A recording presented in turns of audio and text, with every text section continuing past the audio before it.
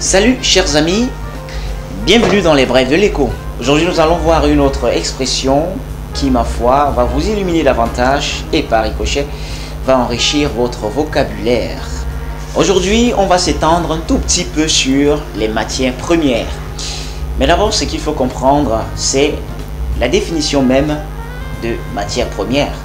Alors, une matière première est une matière à l'état brut, une matière extraite de la nature ou après collecte ayant subi une transformation sur le lieu d'exploitation pour la rendre propre à l'échange international, utilisée dans la transformation de matériel fini ou comme source d'énergie. Pour des matières destinées à l'alimentation, on parle plutôt de produits agricoles vivriers et de produits de chasse et de pêche.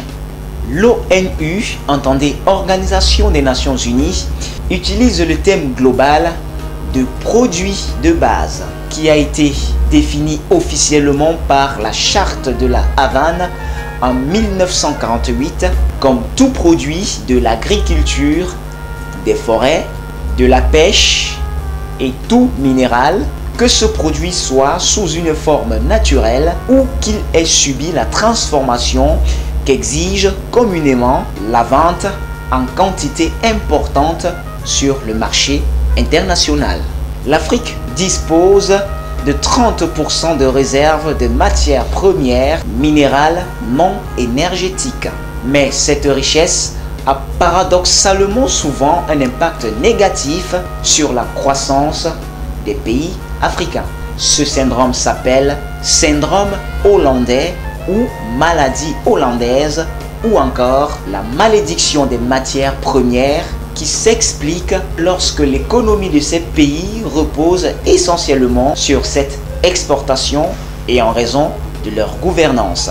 Un des exemples les plus flagrants est la République démocratique du Congo, qui est qualifiée de scandale géologique tant elle est riche en matières premières, minières notamment, et que l'essentiel de la deuxième guerre du Congo s'est focalisé sur le contrôle de ses ressources naturelles. Puisque nous y sommes, si on essayait un peu de donner quelques exemples de matières premières, eh bien on a le pétrole, des produits agricoles comme le blé, le maïs, le sorgho, le gaz naturel, les minerais, les métaux, du sable, du verre, du silicium et du caoutchouc, pour ne citer que cela.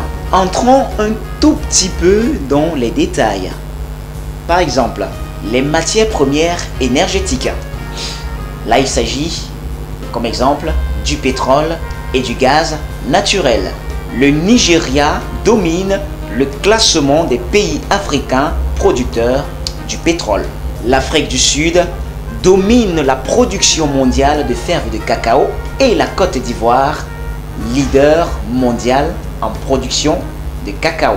Quant à la culture du café en Afrique, la palme d'or est remportée par l'Éthiopie. Nous avons en outre les matières premières minérales dont la bauxite et le nickel sont les plus prisés. Le leader incontesté de la production de bauxite en Afrique est la Guinée-Conakry.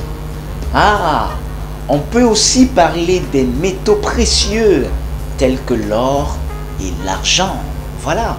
Et ici, c'est l'Afrique du Sud qui en est leader en ce qui concerne la production d'or, suivi naturellement du Ghana.